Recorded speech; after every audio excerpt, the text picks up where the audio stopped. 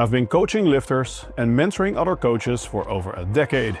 These are 3 of the biggest mistakes I see that are preventing lifters past the beginner stages from taking their physique to the next level. The first mistake is program hopping. Many lifters change their program entirely every couple of weeks. They think that this changes the stimulus and reinvigorates their gains. The reality is the opposite. Changing your program excessively frequently is a big reason that people are not making long-term gains, because it's preventing you from actually tracking your long-term gains and from having a sustainably high training volume. See, when you start a new program or do any type of new exercise, muscle damage is very high. You also experience this in the form of soreness. Any type of novel stimulus causes a lot of muscle soreness. It also causes a lot of muscle damage. Muscle soreness and muscle damage should not be used interchangeably, but in this case they actually overlap. As you progress, the repeated bout effect occurs and you experience a lot less muscle damage over time. Muscle damage is negative. It increases muscle protein breakdown and does not contribute to net muscle protein synthesis. It just delays recovery. It also reduces performance and lowers muscle activity levels when you train when the muscles are still damaged. So you want the benefits of this repeated bout effect. Over time, as you progress on a program that you are habituated to, you experience far lower levels of muscle damage and therefore you can tolerate a higher training volume. Multiple studies have compared groups training either consistently with the same program to another group that implements more variety with muscle confusion. The muscle confusion groups did not gain more muscle despite training with higher training volumes on average. Muscle tissue does not get confused, okay? If you're implementing muscle confusion, you are the only one confused. Muscle tissue is just a slab of meat that responds to tension. You actually want the adaptations to occur. Muscle confusion, the idea that you want to prevent adaptation, is completely backward. Adaptation is the very goal of training. You impose stress on muscle tissue and that muscle tissue adapts by becoming stronger and bigger. So the adaptation is the very goal of the training. Now, to get this adaptation progressively over time, you need progressive overload. And this is the even more important practical limitation of changing up your program too frequently, is that you cannot implement progressive overload consistently over time. You need progressive overload in your training for multiple reasons. First, to actually progress. As you become stronger, you need a significantly higher training stress over time, whether that's more repetitions or higher load, to increase the training stress in absolute terms. In relative terms, the training stress stays the same because you are getting stronger and you can now lift more weight or do more repetitions. Now, in theory, if you just always lift with maximal effort, you wouldn't need this. But in practice, progressive overload is very much needed to make people train sufficiently hard.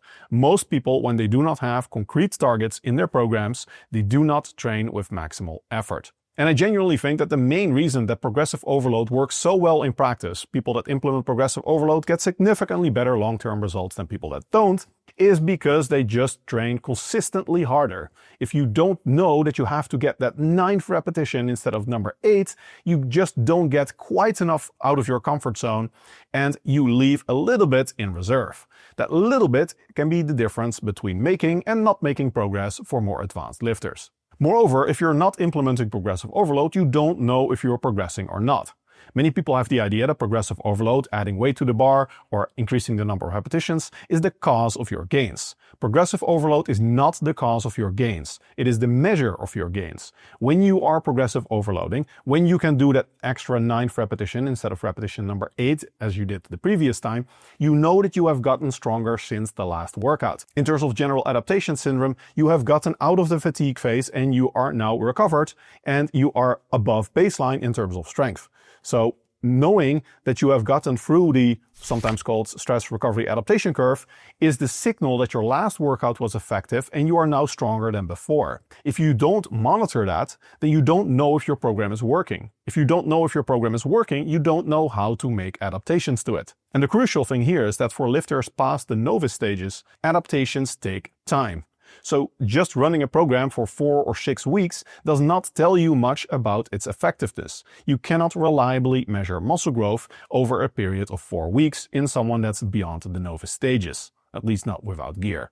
So what's really happening with most people that change up their program all the time is that they are faking their own gains. They are fueling their lifting ADHD by running a program anew every time they stop making progress on the old one. In reality, most of the gains, or even all of the gains that people make on a new program, are neural adaptations. As you start doing a new exercise, your nervous system quickly adapts and learns to coordinate the movement better. That's why it's relatively easy to gain 5–10% new strength on an exercise, But gaining more than 20% strength on an exercise that you've been doing for a long period of time, that's much harder. The latter, though, is what actually signals muscle growth. If the 1RM on your bench press increases over 20%, that's generally a pretty good indication that you have actually gotten more muscular. Progressing for 4 weeks on a new exercise in a new program, it really does not tell you that you're actually getting more muscular. I often even teach my coaching clients not to think of their program as a program in the first place, but more as a system that adapts over time based on their progression. Systematically and consistently implementing progressive overload over time and the right type of periodization is the key to making long-term gains that actually signal muscle hypertrophy. Speaking of optimal program design, the MH Physique app generates fully optimized and customized training and nutrition programs for you based on your goals and data. As you progress, the app implements reactive deloads, volume adjustments, calorie adjustments, and all the things you need to make optimum long-term progression. You can try it out now for free with the link in the description. Check it out. The second major training mistake is ego lifting. It's very tempting to move more weight by compromising on your range of motion or involving muscle groups that you shouldn't be involving. Almost everybody knows this, but so many people still do it. The most basic level of ego lifting is just not willing to accept that you have to lower the weight significantly to actually use full range of motion. Full range of motion has been shown in multiple meta-analyses and good quality studies to improve muscle hypertrophy, especially when it makes you train at longer muscle lengths. So you want to squat down as far as you can, and yes, that means you have to reduce the weight a lot. Many people underestimate just how much they have to reduce the load to actually get full range of motion.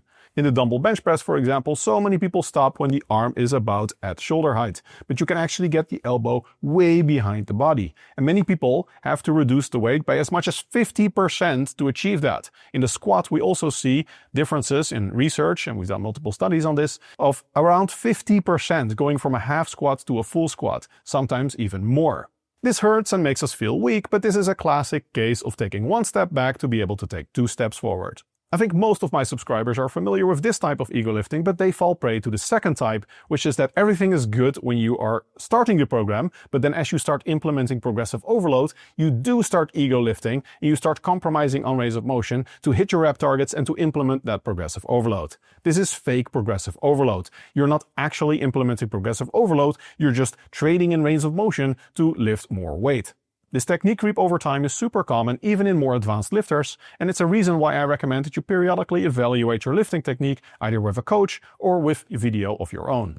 The real solution though is your mindset. You want to always prioritize exercise technique and range of motion over the weight. Form first, weight second. If you can do 1 repetition with full range of motion, squatting all the way down, you should squat all the way down. That means you basically never compromise on exercise technique or range of motion to just lift more weight. If you cannot lift more weight, if you fail a repetition or fail to get progressive overload, that means you have actually succeeded because you have done your job. You have put in the effort, you have put in the hard work, and now you have an indicator, a signal that your program needs to adapt. Not being able to progress like this is actually one of the most valuable signals you can have in a program because these are exactly the signals you need to update your training program optimally. You shouldn't switch a program just for the sake of it, that's called program hopping, but you should update a program that is not working. Don't fix what isn't broken, but don't try to keep doing the same thing and expecting different results either. The final major training programming mistake I see across all levels is unsystematic volume counting. I see so many lifters that train back or legs as a body part and then they also have an arm day, and this results in massively uneven volumes between different muscle groups. You should know which muscle groups exactly you're targeting, and the back is not a muscle group. Legs are also not a muscle group. You should separate between the actual muscle groups involved, such as the quads versus the hamstrings versus the glutes. And then you should optimize the volume based on every individual muscle group. This requires a bit of puzzling and some work, but this is how optimal program design works. The method that I teach to my students, which is also the best method according to the latest evidence and a 2025 meta-analysis, is to count fractional volume. So for every exercise, you basically count which muscle groups it targets to what degree, and you give it a number, like 100% or 75% or 50%. You can get very complicated with this, but you can also just count it or not count it if you want to keep it simple. And then you add the volume of all the exercises for every muscle group. and then you optimize for every muscle group that you want to target, how many sets per week per muscle group, so that's the effective number of sets per week per muscle group. That's the number one determining factor of muscle hypertrophy, and that's the variable you should be optimizing.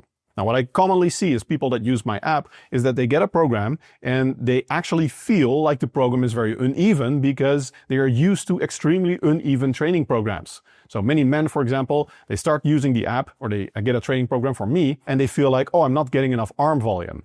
In reality, their arm volume is actually on the high end of normal already, but they're used to massively overtraining their arms, also front delts and some other muscle groups at the expense of non-mirror group muscles, because they, for example, don't count compound exercises towards their arms. If you're not counting pull-ups and chin-ups towards biceps volume, then you're absolutely doing too much volume for your biceps, because research unequivocally shows that these muscle groups, the biceps in this case, get trained very well from compound exercises. Now, doing this well requires some knowledge of how much every exercise actually stimulates every muscle group.